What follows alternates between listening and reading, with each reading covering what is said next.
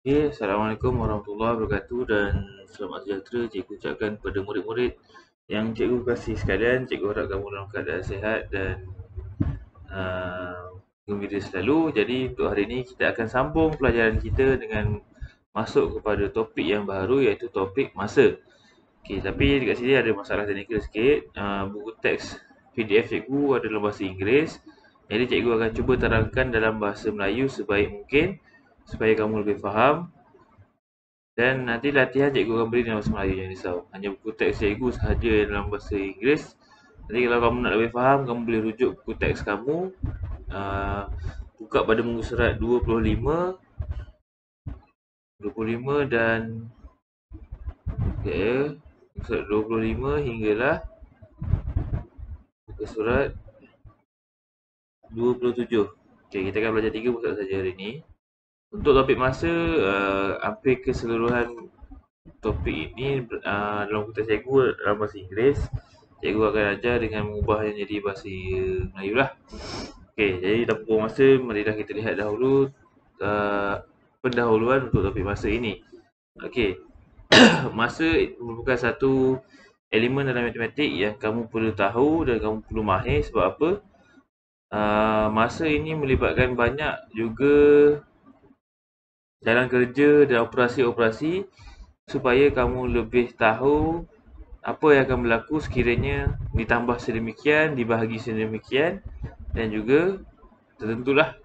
Dan juga kamu kena juga mahir, kamu perlu juga mahir untuk melakukan operasi-operasi. Yang pertama, membaca masa, menyusun jadual kamu. Bila kita menyebut pasal jadual, dia akan melibatkan banyak perkara berkaitan dengan masa. Okey, jadi kalau kita lihat di sini, pada muka surat 25 diberi satu jadual apa yang berlaku semasa perkemahan sekolah kebangsaan idaman. Diberi beberapa jadual. Okey, yang pertama, pada waktu 8 pagi, cikgu translate pada waktu 8 pagi mereka telah berkumpul dan mendengar taklimat.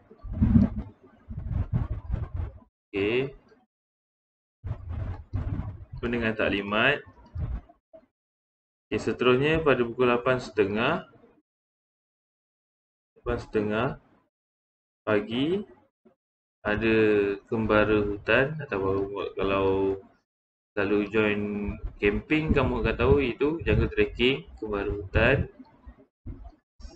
Pada jam pukul 11.30 pagi, di sini kita boleh lihat ada aktiviti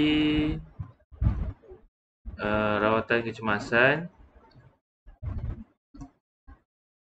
Yang ini lebih kepada perkemahan berkonsepkan co-curriculum. Pada pukul 1, pada pukul 1 tengah hari. Dia ada waktu makan tengah hari dan rehat.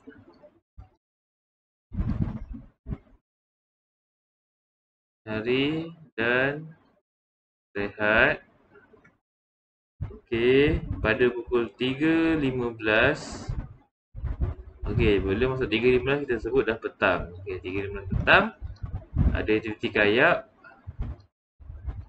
Dan pada waktu pukul 9 malam, 9 malam sekarang mereka ada aktiviti campfire ataupun unggun api. Di sini kita lihat beberapa sebuah jadual yang telah disusun cantik untuk melakukan aktiviti-aktiviti perkemahan.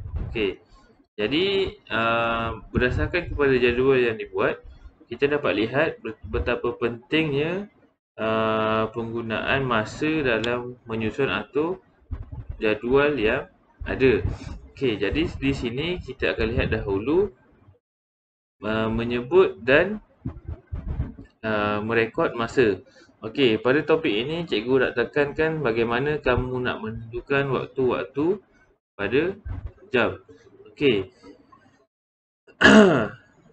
Dan membaca jadual yang ada. Okey, membaca jadual yang ada. Jadi di sini kita lihat dahulu pada muka surat 26 diberi jadual lagi.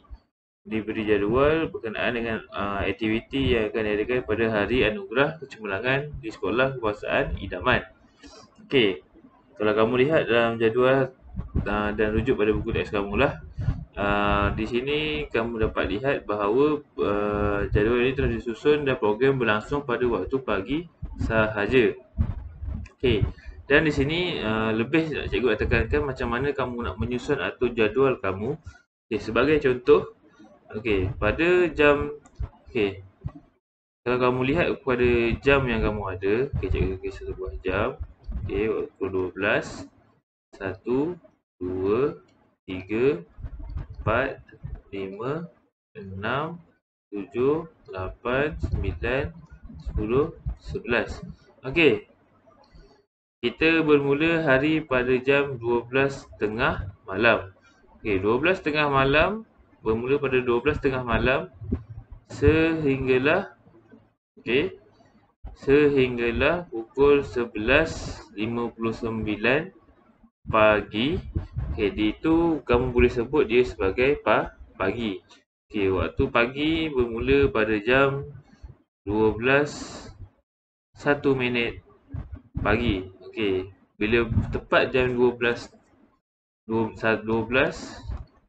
okey, pada waktu malam pukul 12, kita sebut dia sebagai tengah malam. Okey, selepas itu kita akan sebut dia pukul 12.01 hinggalah 11.59, kita akan sebut dia sebagai pagi. Seterusnya, bila masuk jam 12, itu kita bermula tengah hari. Okey, kita tengok selalunya digunakan 12 hingga pukul 2, kita masih sebut dia tengah hari. Ataupun nanti kamu boleh rujuk bagaimana penggunaan masa. Pukul 2 hinggalah pukul 6.59, kita sebut dia petang. Dan bermula pukul 7 hinggalah ke 11.59, kita gunakan dia sebagai malam. Okey, yang ini kamu boleh rujuk kepada penggunaan masa, macam mana kamu nak tulis jadual kamu pada pengetahuan cikgu lah. Kita guna masa seperti ini. Tengah hari hanya sampai pukul 2 hingga sebelum pukul 7 kita sebut dia sebagai petang. Pukul 7 ke atas hingga pukul 11.59 sebut dia sebagai malam. Tepat jam 12 kita masuk balik pada tengah malam. Rasa kitarannya masih sama. Okey, jadi berdasarkan kepada masa-masa yang ada ini, okey, nanti cikgu untuk latihan hari ini mudah sahaja. Okey, kalau kita lihat semua masih dalam cara kamu membaca jadual. Okey, jadi tugasan kamu hari ini, sebentar lagi cikgu akan bagi dalam bentuk live worksheet. Cikgu nak kamu isi jadual harian kamu untuk sekiranya hari tersebut adalah hari persekolahan. Sebagai contoh, cikgu akan bagi masa. Contoh kamu letaklah, kamu bangun, cikgu akan bagi kotak kosong. Cikgu nak kamu isi sendiri apa yang kamu buat sepanjang satu hari menggunakan masa yang tepat. Okey, dan cikgu nak kamu hantar. Yang jawapan ini tidak ada betul atau salah. Cikgu nak kamu cuba susun sendiri masa dan pastikan susunan kamu dalam urutan yang betul. Okey, jadi itu sahaja untuk pelajaran kita pada hari ini. Sebentar lagi lepas kamu lihat video ni, saudara boleh mula tulis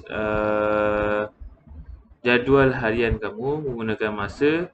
Dan untuk mudahkan kamu, cikgu akan masukkanlah sebagai contoh jam berapa, okey, yang sesuai supaya lebih tepat dan lebih mudah untuk kamu jawab. Okey, jadi setakat itu sahaja.